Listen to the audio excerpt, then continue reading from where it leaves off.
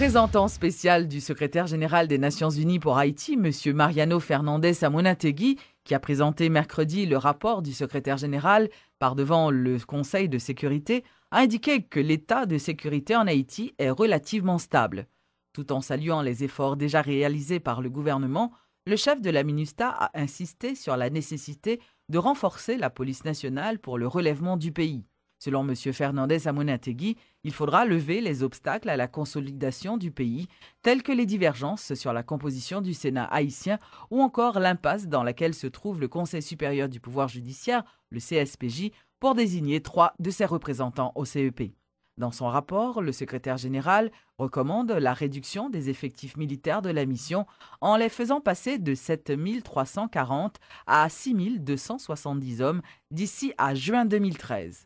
La mission, devant concentrer ses activités sur la formation et l'encadrement de la police nationale, M. Ban Ki-moon recommande que l'effectif de police autorisé soit ramené de 3 241 à 2 601 membres d'ici à juin 2013. Le renforcement de la police nationale, souligne M. Ban Ki-moon, demeure une condition essentielle pour que la MINUSTAH puisse quitter le pays le moment venu.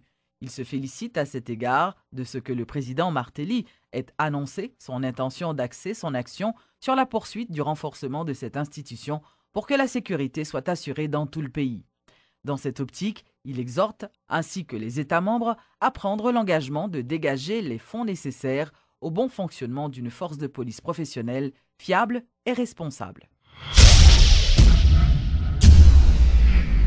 Le Sénat a voté ce mercredi à l'unanimité une résolution exigeant le départ des juges Anel Alexis Joseph, Kestner Termesi et Francis Filémon. Approuvée par 17 sénateurs à l'encontre des 3 juges déclarés illégitimes à la Cour de cassation, cette résolution a été envoyée au président Martelly, lui demandant de faire retrait immédiatement de l'arrêté de nomination de ces 3 juges à la Cour de cassation. Le Sénat persiste et signe. 3 juges à la Cour de cassation ont été nommés de manière irrégulière. Exigiblement, ces derniers doivent partir. En effet, lors d'une séance plénière tenue au Grand Corps mercredi dernier, 17 sénateurs ont approuvé une résolution exigeant le départ d'Anel Alexis Joseph, président de la Cour de cassation, et de 2 autres membres, Kestner Michel Termesi et Francis Filémon. Cette résolution a été dûment acheminée au président Michel Martelly, à en croire le sénateur Pierre-Francky Exius. Pas quoi que je ne dis pas ça nous y est là, car ignorer la résolution. L'obligé, pour la bonne marche de l'institution, pour la stabilité politique, le président obligé de tenir compte des résolutions. S'il est une chose qu'il faut reconnaître, c'est qu'une résolution n'a jamais de force contraignante. Ce qui revient à dire, le chef de l'État peut ne pas en tenir compte selon son jugement. Pierre-Francky Exius n'en disconvient pas, cependant, il met l'accent sur la valeur d'une telle décision. Effectivement, nous reconnaissons que la résolution n'a pas de force contraignante, mais quand même, il y a une portée politique, puisque au niveau national et international, nous entendons tout problème qui est dans le CSPJ. Nous entendons tout problème qui a dénoncé, qui est dans le fonctionnement. Donc nous-mêmes, nous croyons que nous posons acte politique, puisque c'est le président de la commission de justice là, avec le président du Sénat qui était du Sénat en erreur, et qui au même tour est du président de la République en erreur. Donc nous croyons que nous portons correction. Réagissant sur la résolution sénatoriale, le président Michel Martelly affirme qu'il va peser, voire sous-peser cette décision avant d'agir.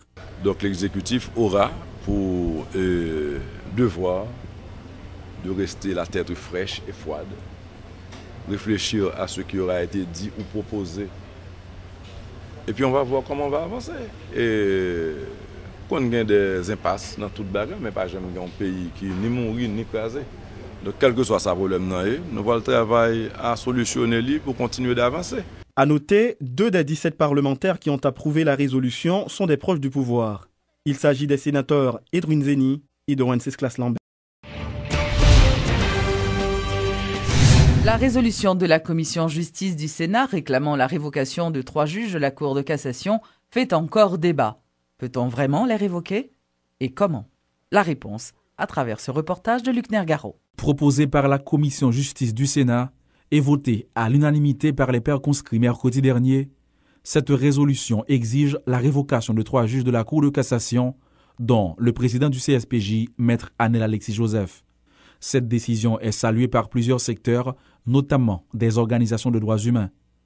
De l'avis du père Jean Hansen, ancien directeur de la Commission épiscopale nationale Justice et Paix, la mission de ces deux institutions, à savoir le CSPJ et la Cour de cassation, est trop importante pour laisser planer des doutes sur leurs membres respectifs. Si vous constatez que la nomination n'est pas bien faite et la loi permet de correction, donc t'as dit ça c'est pour donc t'as plaidé pour une application de la loi dans Kassaï.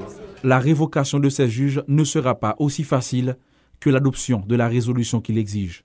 Selon le président de la Fédération des barreaux d'Haïti, Maître Carlos Hercule, la décision doit être politique. Personne n'a gagné compétence jodia pour prononcer la destitution d'un magistrat à la Cour de cassation en fonction, sauf la Haute Cour de justice. Mais comme il y a un vice de forme, comme il y a quelque part une fraude, et bien fraude là lui-même li corrompt tout, c'est ça qui fait au capable de remettre en question nomination. Anne Alexis Joseph, Franzi Philémon et Kessner Michel Termézy sont les juges indexés par cette résolution. Si le président du CSPJ a dépassé l'âge requis pour être nommé à la tête de la Cour de cassation, selon les sénateurs, on reproche aux deux autres de n'avoir pas suivi le processus exigé par la Constitution. Installation ce vendredi d'un nouveau responsable à la tête de la direction centrale de la police judiciaire. Rameau Normil remplace à ce poste Godson Aurelius, devenu le nouveau directeur de la PNH. Et dans son discours de circonstance, le directeur de la DCPJ promet de lutter contre la criminalité sous toutes ses formes. Dans le cadre de ma mission et de l'accomplissement de mes tâches, mon souci premier sera de continuer à travailler pour préserver et garantir les fondements et valeurs démocratiques de notre société en luttant dans le cadre de mes responsabilités avec la plus grande énergie contre l'impunité sous toutes ses formes dans le respect des libertés individuelles. Fidèle à la devise de l'institution policière qui est de protéger et servir, je n'aurai d'autre priorité que celle imposée par la loi, respectant et protégeant ce qu'il y a de plus cher, la vie et les biens individuels, et en œuvrant de manière à ce que la police judiciaire soit un maillon solide et fort de la chaîne pénale. Sous mon administration, le banditisme sous toutes ses formes sera combattu. Et je suis plus que jamais déterminé à rechercher de tous les auteurs, co-auteurs, les complices des crimes menaçant les fondements de l'état de droit pour les déférer à la justice. Cet état de droit doit être l'expression de la puissance publique qui est l'émanation de notre juridique fondée sur le respect des libertés individuelles. Il va sans dire, mesdames, messieurs, que tous les repris de justice, les bandits, les voyous, seront pourchassés, poursuivis avec la plus extrême rigueur, ce dans le but de garantir la sécurité de la population conformément aux lois de la République. Mes responsabilités recommandent aussi d'assurer sans relâche une lutte continue et sans merci contre le trafic de la drogue, le kidnapping, la corruption, le vol de véhicules, le blanchiment des avoirs et tout autre crime financier connexe, tout ceci dans le souci du renforcement de la sécurité publique sur toute l'étendue du territoire national. Je vais donner la garantie que toutes ces actions seront menées dans le plus grand respect des principes régissant notre état de droit et aussi en conformité avec les conventions internationales ratifiées par Haïti.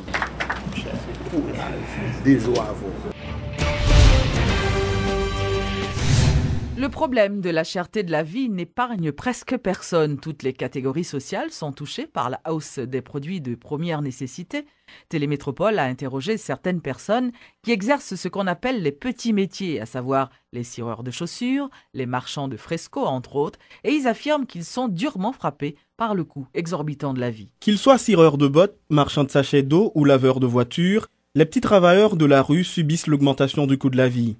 Milien et Mario, l'un père de 3 enfants et l'autre de 4, cirent des souliers à longueur de journée depuis une douzaine d'années.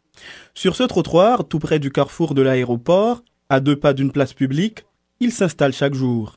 Tous deux évoquent leur situation économique qui devient de plus en plus précaire. On supporte la vie comme un fardeau bien trop lourd, affirme-t-il d'un ton désespéré. Nous essayons nous-mêmes si nous gangou, nous essayons parce que c'est quoi pour nous faire, pour nous manger, c'est pas faire comme. Nous essayons nous gangou. Qui genre métier qui santé métier? Bon, ça dit métier de santé, mais et par rapport c'est pas celle où m'a donné, il y a sur plusieurs des monde leur sorti. Si tu comptes 50 gouttes ou pas faire 50 gouttes 25 gouttes ou faire, on l'autre qui doit faire là-dedans. Ou contenté avec elle. Comment contenté avec elle? Oui, ou même tous sont si ouais. Oui, sont si mieux. On a 4 timons.